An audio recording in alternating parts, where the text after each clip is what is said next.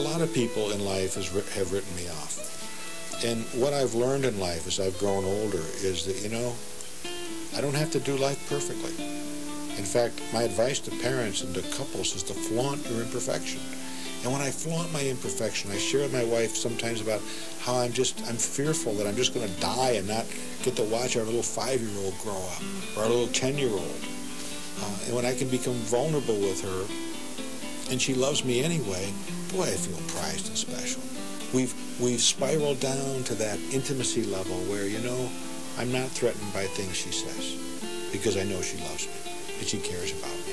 If you can get to that point in a marriage where no matter what, that's that unqualified, that agape-like love. I just love somebody. They don't have to measure up. They don't have to jump higher. Boy, what a great place to be. Quite often when we're not feeling good about ourselves, say we're experiencing stress at work and we have fears of what's going to happen or what's not going to happen, uncertainties, we really don't know if we're going to be as successful as we want to be. Fear is a natural part of life. It creates stress. We come home with that stress, and then we start getting upset with our partner.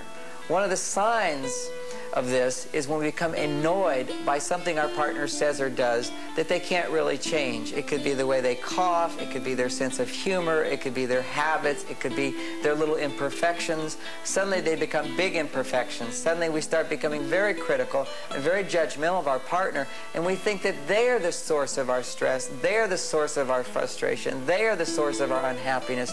And whenever we're pointing the finger and blaming our partner, feeling powerless to change them, feeling annoyed and irritated by those little things that in the beginning used to delight us, that's a sign that we're stressed about something else. That's a sign that we need to look at what else is bothering us in our life. And generally we'll find that somewhere outside the relationship we're feeling stressed or we're feeling bothered.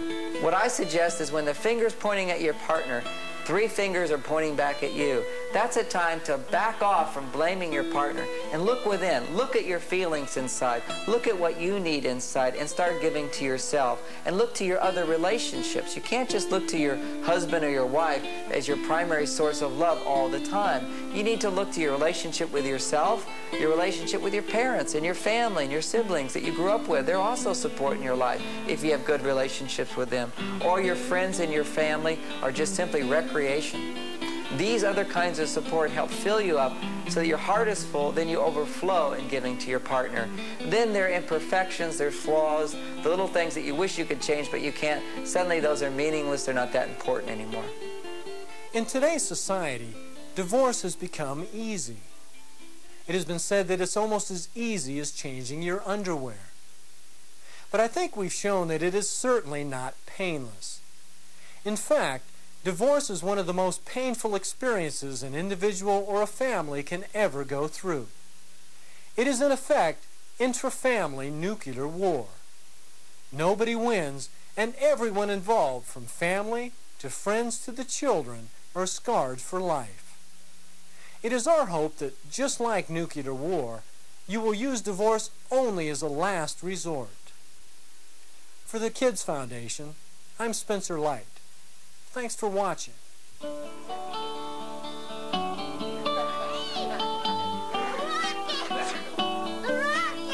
the rocket? Are we gonna drive? Uh-oh, there's a meeting. I love you what?